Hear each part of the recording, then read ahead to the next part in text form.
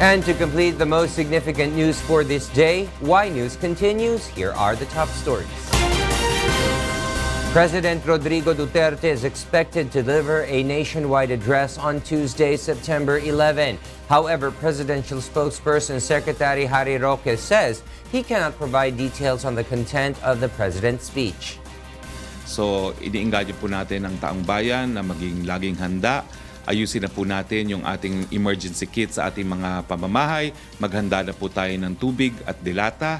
At yung mga naninirahan po sa malapit sa mga karagatan, tignan na po natin kung saan tayo temporarily na lilipat pagdating po ng bagyo. The president's nationwide address comes amid issues besetting the government such as high inflation. UNTV News and Rescue will air the President Duterte's nationwide address live tomorrow afternoon. Meanwhile, a low-pressure area within the Philippine Area of Responsibility or PAR has intensified into a tropical depression and has been named Neneng. Pag-asa spotted the storm at 150 kilometers north-northwest of Basco, Batanes, packing maximum sustained winds of 55 kilometers per hour and gustiness of up to 65 kilometers per hour. It is currently moving west-northwestward at a speed of 10 kilometers per hour. A tropical cyclone warning signal number 1 has been hoisted over Batanes, which Pag-asa says will experience occasional rains with gusty winds. Meanwhile, a typhoon with an international name, Mangkut, was spotted at 2,255 kilometers east of southern Luzon outside the Philippine Area of Responsibility. It packed maximum sustained winds of up to 150 kilometers per hour and gustiness of up to 185 kilometers per hour while moving westward at a speed of 35 kilometers per hour. The typhoon is expected to enter the Philippine Area of Responsibility on Wednesday and will be named Ompong. Pag-asa says the eye of the typhoon may possibly trail the northern Luzon this weekend and could still strengthen once it enters PAR. The Makati Regional Trial Court Branch 150 issues no arrest warrant and hold departure order against Senator Antonio Trillanes IV. In a 3-page order, Makati RTC Branch 150 Judge Elmo Alameda said Trillanes' camp will be given the time to answer the motion filed by the Department of Justice because the court was not persuaded with the prosecution's argument that its omnibus motion should be acted by the court without a hearing. Alameda added that to act on the prosecutor's motion without a hearing would prejudice the right of the accused to due process. A hearing on DOJ's motion for the issuance of a travel ban and warrant against Trillanes has been set on Friday, September 14. While the motion has been denominated as ex parte, the court, after thoroughly considering the grounds and arguments raised therein, is of the view that acting on the motion without setting it for hearing would definitely prejudice the right of the accused to due process. Makati RTC Branch 148 decided last week on a separate motion for the issuance of an arrest warrant against Senator Trillanes. Will also have to wait for the lawmakers' comment and a hearing on September 13.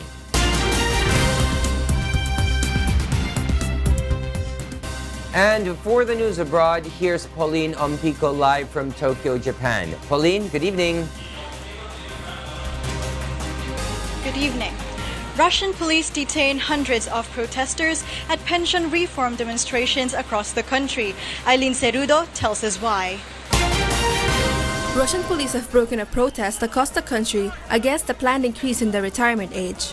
More than 800 protesters were detained and some beaten with batons, the rights monitoring group OVD Info says. These actions by the police are very strange and outrageous. People came peacefully, without arms. They did not disrupt public order, and to act against them using batons and arrest is outrageous. The rallies were called by the jailed opposition leader Alexei Navalny, who has capitalized on widespread anger against the reforms. Concessions by President Vladimir Putin, whose popularity has suffered as a result, have failed to stem the discontent. The protests coincide with elections for 26 heads of Russia's 85 regions, including in Moscow, which are being held on Sunday. From 2019, the retirement age for men and women will start being increased gradually by 2036. It will have risen from 60 to 65 for men and from 55 to 60 for women. Mr. Putin softened the initial plan to raise women's retirement age to 63. Russian men have a life expectancy of 66, while for women it is 77, the World Health Organization says. Eileen Cerudo, UNTV News and Rescue. Russian police have A medical association in Athens, Greece, urges the government to employ a more effective plan in controlling mosquitoes as the number of West Nile virus infection rises. Jovic Burmas tells us why. The West Nile virus continues to spread across Greece, and the number of infected people has increased to 178, including 21 deaths. According to a report released by the Hellenic Center for Disease Control and Prevention on Thursday, the recorded cases appeared in areas in Greece, including Athens. Cases of West Nile virus infections have also appeared in Italy, Serbia, Romania, Hungary, Croatia, France, Israel, Kosovo, Austria, and Slovenia.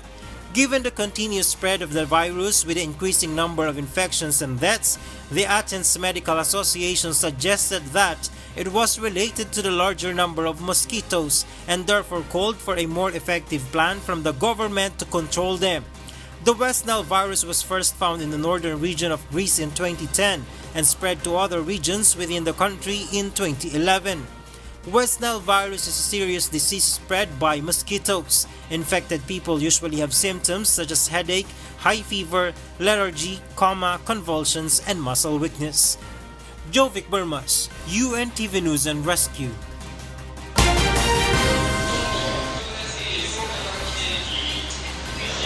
Brazil's far-right rallies in Rio de Janeiro as presidential hopeful Jair Bolsonaro recovers from stabbing. Meanwhile, in Moldova, President Igor Dodon has been taken to a hospital following a traffic accident. Robbie de Guzman tells us why. In Brazil, hundreds of supporters of Brazil's far-right candidate, Jair Bolsonaro, gathered in Rio de Janeiro's Copacabana to support the presidential hopeful who is recovering in hospital following a stabbing attack.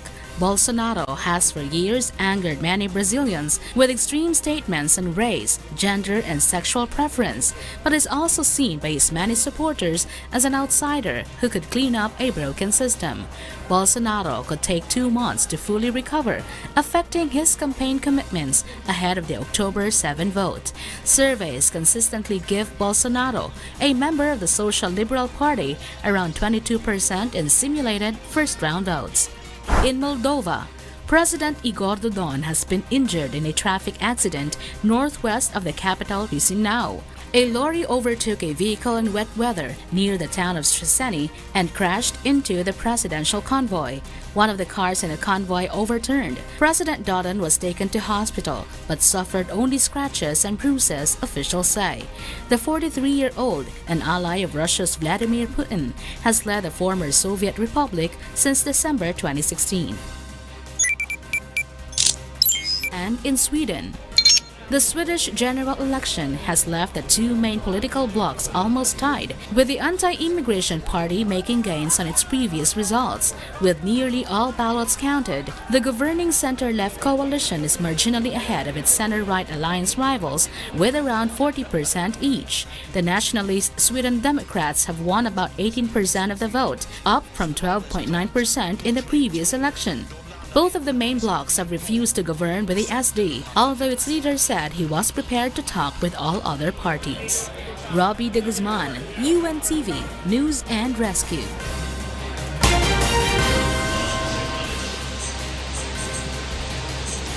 Those are the news from the other parts of the globe. Back to you, William. Thank you very much, Pauline Ompiko, live from Tokyo, Japan.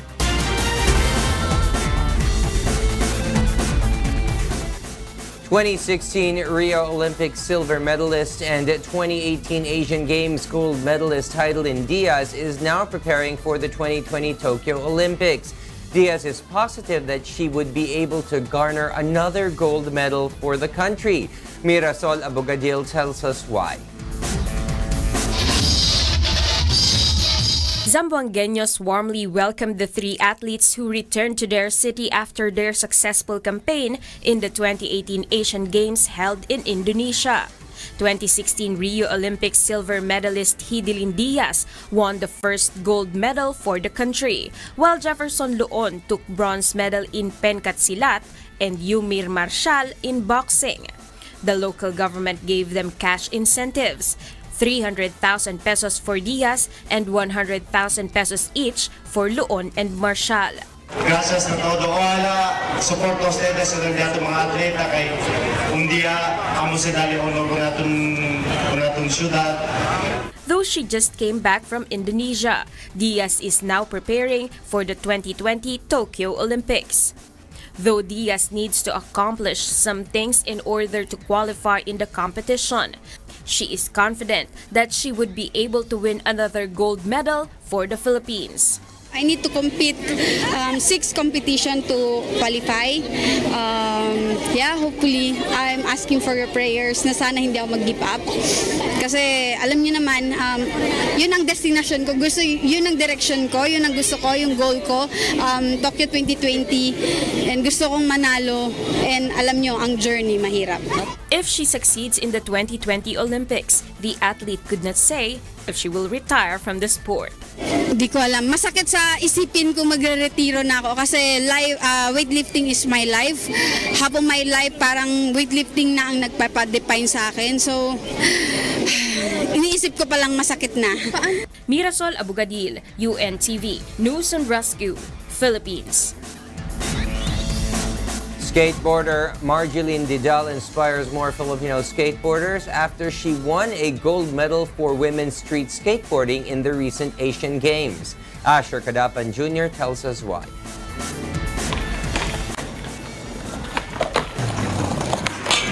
Filipino skateboarders are drawing inspiration from Marjeline Didal after her triumph in the women's street skateboarding division in the 2018 Asian Games held in Indonesia. They aim to better their skills in skateboarding as a sport. Although skateboarding started in the United States in around 1950s, some Filipinos became enthusiasts, like Diego Fadul, who was encouraged by his own parents to learn and be involved in the sport. Nag-skate po when I was 10 po. And yung nag-joke po sa akin nun is yung father ko po talaga. Kasi nung bata po sila, nag-skate po talaga yung father ko po kasi may mga kaibigan po siya na skater. Skateboarders usually gather in parks, bringing with them a rail which they use to learn and practice different tricks in skateboarding. Some skaters say the sport helps them to be physically active and stay away from bad vices. Yeah, mas okay po yung nag-skate na lang para napapawis-pawis na nagagalaw yung katawan. Nakakaiwas din sa gulo, ganun. At saka sa bisyo, yun. With Didal's victory in the Asian Games, skaters say the gold medalist promoted skateboarding in the Philippines. Yung government nga natin is wala talagang suporta pagdating sa skateboarding. Tsaka yung iba, ang tingin nila sa mga skater is mga pahirap lang. Hindi nagtatrabaho, palamunin or what. Hindi nila alam may mga skateboarder na professional. Tulad ng mga ibang skater dito is nurse, iba dito, police. Filipino skateboarders expect the government will give more attention and support to skateboarding as a sport and provide facilities to street skateboarders like in other countries. Asher Kadapan Jr., UNTV News and Rescue, Philippines. Another wish has come true for the Wish 1075 and its wishers in America. Leslie Longboen tells us why.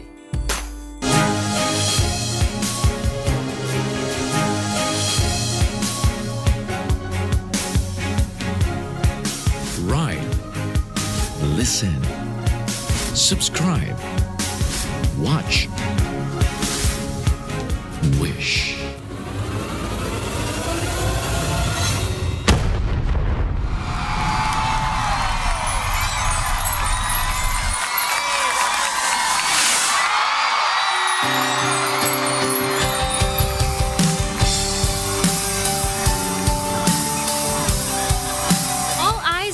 The Wish Bus in America as the roving music hub was successfully launched at the Universal City Walk, Hollywood in California last September 7. The one-of-a-kind bus is a brainchild of veteran journalist Kuya Daniel Razon, which was first unveiled 4 years ago in the Philippines. Just like the Wish Bus in Manila, the FM booth on wheels that is now in LA is fully equipped, including its microphones, headsets, speakers, and audio mixers, which can be used to record world-class musical performances. Well, it's one of the things that I really would like to do ever since, to help the Filipino artists primarily, and to also help our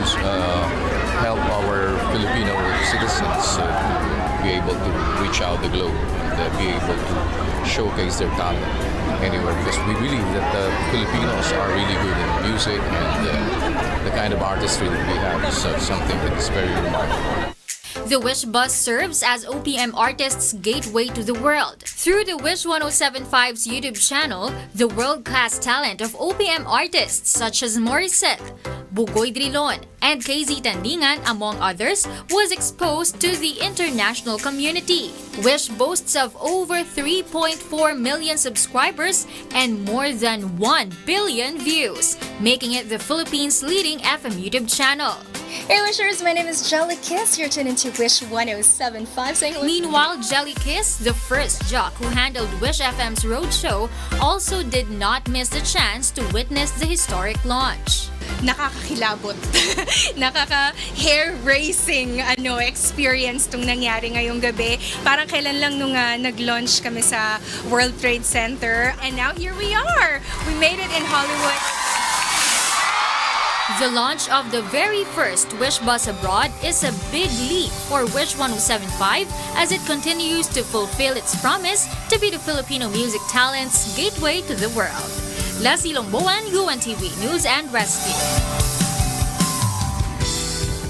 Filipino and American artists hailed the launch of the iconic Wish Bus in the Hollywood, with some expressing their intention to one day have the chance to board and perform on the roving music hub. Here's why from Mon Hokson. The Hollywood launch of Filipino original mobile recording studio, the Wish Bus, is indeed another milestone for Wish 1075. Filipino artists wowed music enthusiasts in the entertainment capital of the world when they took the center stage at the Universal City Walk and on the Wish Bus on Saturday in the US.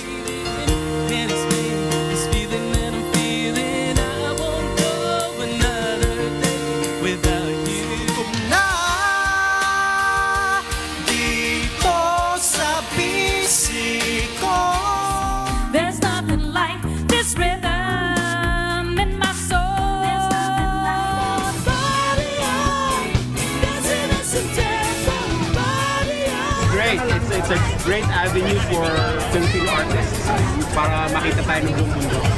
Phil-Am YouTube sensation AJ Rafael is also honored to be among the artists to launch the iconic Wish Bus. We're at a historic place like City Walk, you know. As much as I'd love to play on the stage, it's really great that I'm going to be able to be on the bus to play and launch it. As expected, some Hollywood celebrities were amazed by the unique concept and expressed their intention to one day have the chance to board and perform on the Wish Bus. I'm excited. I really am. Yes, me too. I feel really amazing. I just like hanging out with the artist, someone that sings with the keys. What's it like knowing that? OPM rock band Intro Voice, meanwhile, expresses gratitude for the opportunity that would uplift and give Filipino artists another avenue to showcase their talents in the international scene. Kuya Daniel, thank you very much sa ginawa niyong vision na to. Other people only look at what's in front of them, but you had the vision to actually challenge all the obstacles, and now it's finally coming to fruition. Wish FM's innovator, Daniel Razon, also a renowned Filipino broadcast journalist and a celebrated humanitarian, shares his plan to launch the iconic Wish Bus in other parts of the globe. We're planning to move not only here in US but also in other parts of the globe, and the next stop that we are looking at is the Middle East. So after the inauguration of the Wish Bus here, we're preparing for the next launch of our Wish Bus, which is going to be in the Middle East. So that's what we have now in the drawing board. Mon Hokson, UNTV News and Rescue. And those are the reasons behind the news September 10, 2018. On behalf of Rina Villamor Camara and Angelo Castro III, I am William Theo. Because we need to know, we will always ask why.